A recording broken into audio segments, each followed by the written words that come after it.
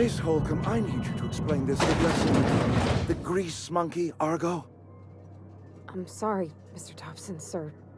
You asked why it's taking so long to fix. The answer's technical. Don't apologize. Just try using small words for me. The can's bust open in the oven because she's set to cook saltuna, which isn't what we've got. Mr. Thompson? I think there's someone here to see you. Focus, Miss Holcomb. You and I are still talking.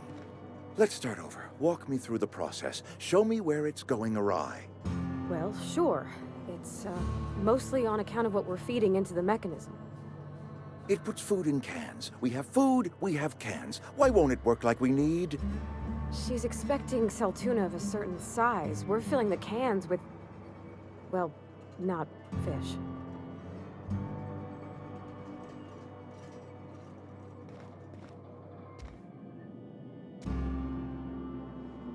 Seems we've got a guest.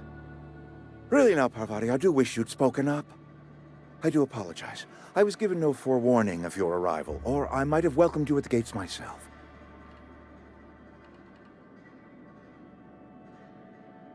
I'm Reed Thompson, Outpost Administrator. I must say, wearing a Marauder's outfit is in very poor taste. I do wish you'd show your uniform a little more respect.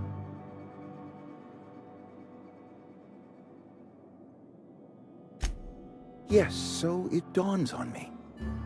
Seems I allowed my excitement to run away with my wits. Been a few seasons since we've had a visitor pass through.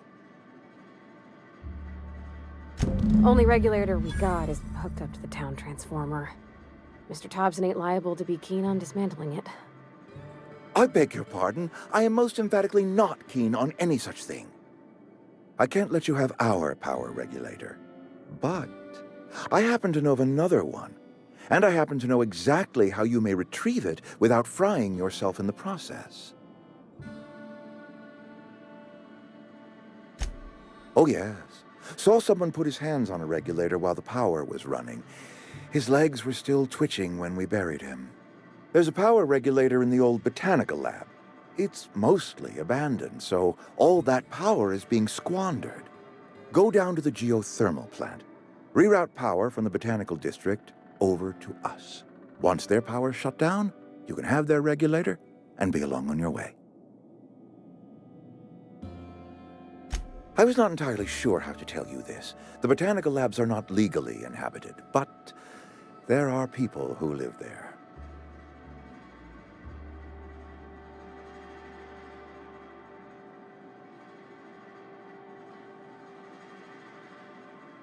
No, I do not imagine they will be pleased. But like a parent disciplining an unruly child, you will be doing them a kindness. The people living in the botanical labs, they're deserters, former workers. I need them back at their posts. I need them to come home. Edgewater is struggling. We haven't hit our production quota in years. If we don't meet our quotas this year, the company might shut us down for good.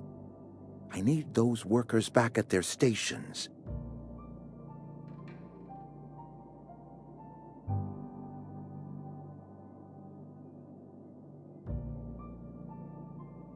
Neither do I.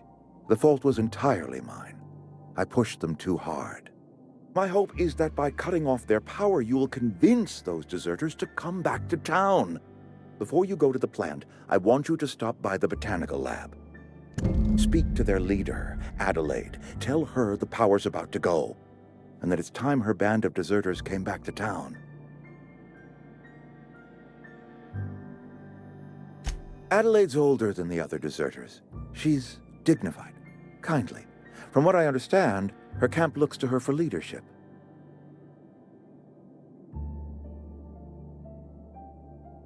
That reason was me.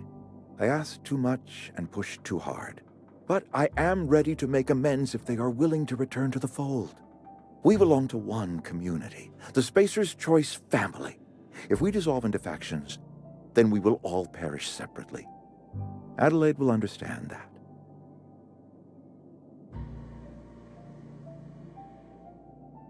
Of course, I understand completely. Here, let me give you the passcode to the geothermal plant. A sign of good faith for so politely listening to me as I ramble on. Are you setting off for the Vale? Because I know my way around. I mean, in case you want a guide. I mean, if that's all right with you, Mr. Thompson. Sir. I hesitate to part ways with Miss Holcomb, but I cannot deny that she is talented, and may prove useful to you. Great! I got my wrenches and diagnosticators and hairpins and engine tape, so I'm all set. Well, I am glad to hear that. Best of luck to you, and thank you again for your help. It is a lot to ask of a stranger, I know.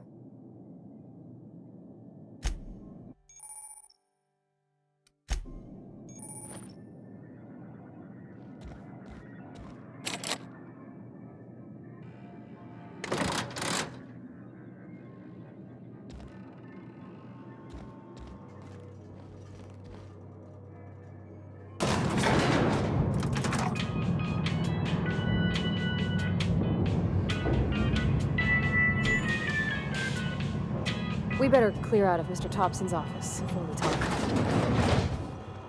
Hey, mister, can we talk? Sorry. Can we talk? Sorry. You just want to get out of here. And you likely don't want to tag along like me. It's just, Mr. Thompson has his own view on matters, on account of it's his job and what all, but that's not the only side of the tale.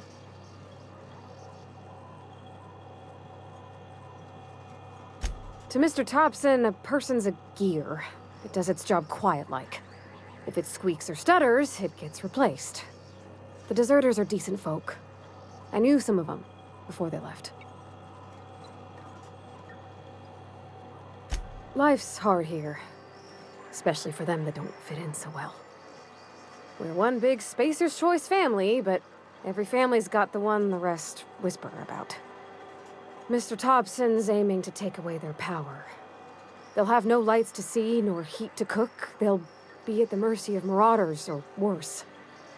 I think you should talk to the town's vicar about it. Max, his name is.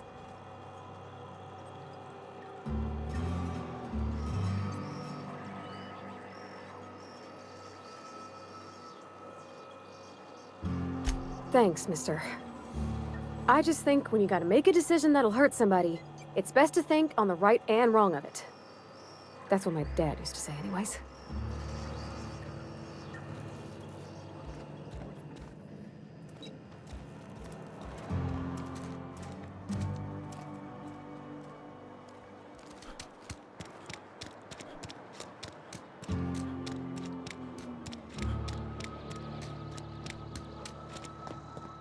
I've always felt weird in here.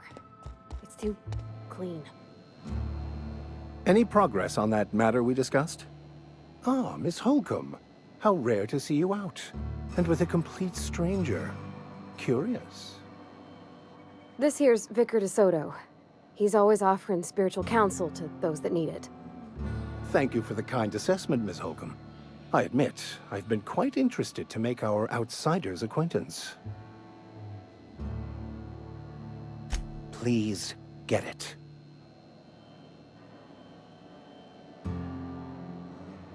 What would you like to discuss? What? I thought you would talk to him. You wanted to speak to me, Ms. Holcomb? Every time I've tried to engage you in conversation, you look at the floor, answer in single words, and slink away. I can't imagine what would be so grave as to drive her to my mission. What has Mr. Thompson asked you to do?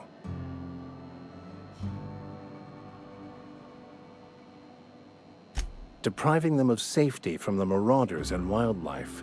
I can see why that troubles you. Miss Holcomb has a soft heart. Always has, if you believe the talk. They rejected the order of society and live beyond the walls so thoughtfully provided by our Spacer's Choice patrons. Does that strike you as a responsible life choice?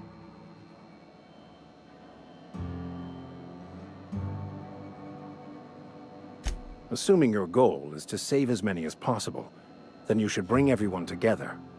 Send the power to Edgewater and convince the deserters to return to the fold.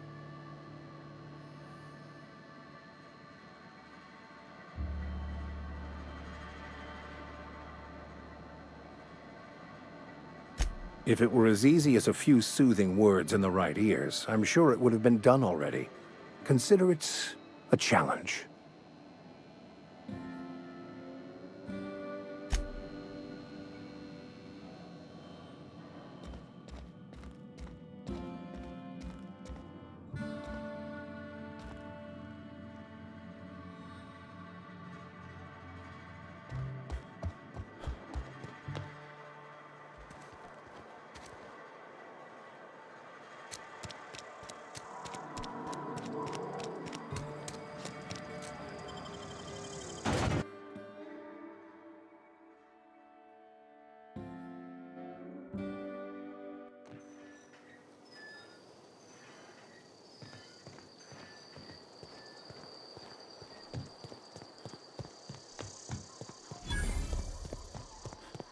When I was little, we'd get freighters in every Sunday noon.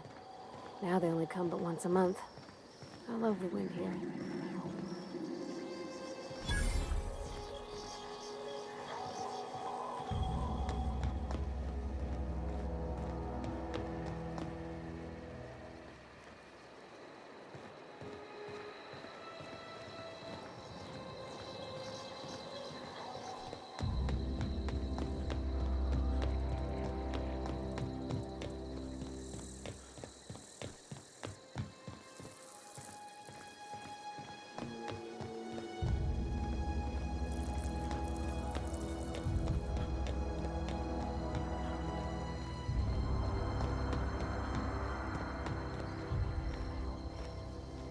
Thank the law.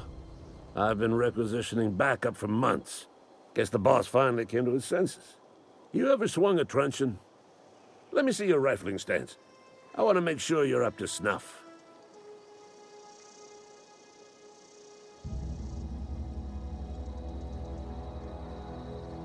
The war! The coming apocalypse! Man versus machine!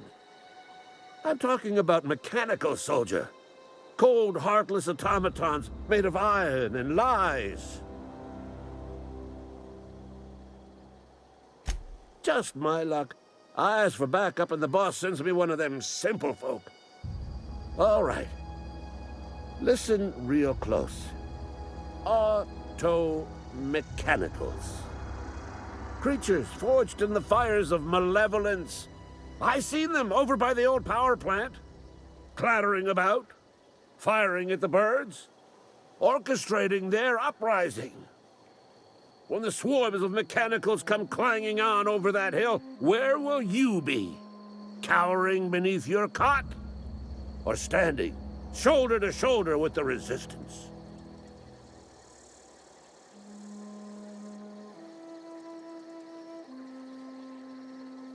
I've been gathering up a war chest over the years. Saw tuna cans, mostly, some Spacer's chaw, few bit cards. I'll reward you for your aid. Enlistment fees? Yeah, I suppose. Wouldn't want to give the Resistance a bad name. They have sent a scout, prowling around the junkyard just behind our beloved town.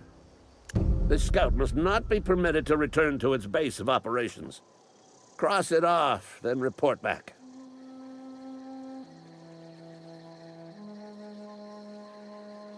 Go on. I'm Ludwig Miller, Associate Security Officer for Transportation. Officially? Unofficially? Strictly between you and me. I am the only thing standing between Edgewater and total annihilation. Go on.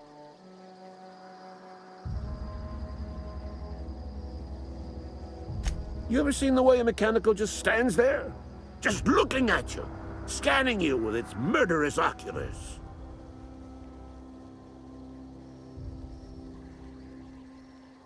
Pray to the law that you never do. A mechanical never forgets the face of its enemy. First they will rob us of our jobs. And once they have taken away our livelihoods, they will take away our very lives.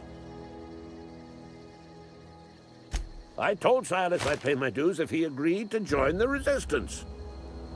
Guess this means he's finally heard the calling.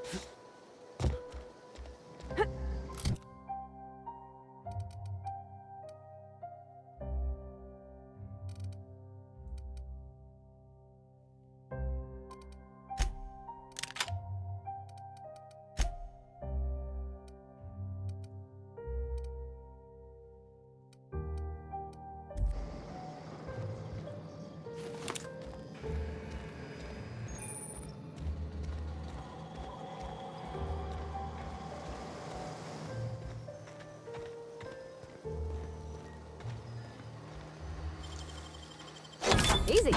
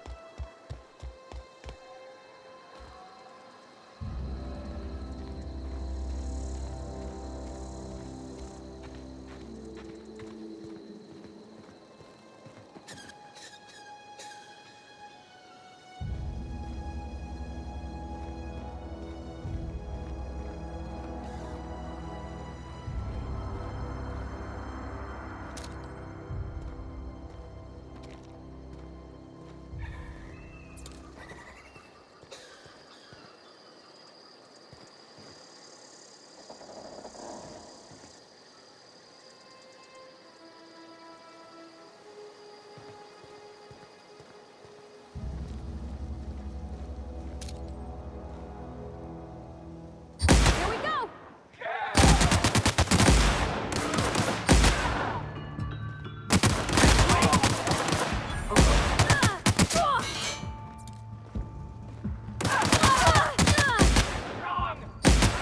Everyone all right?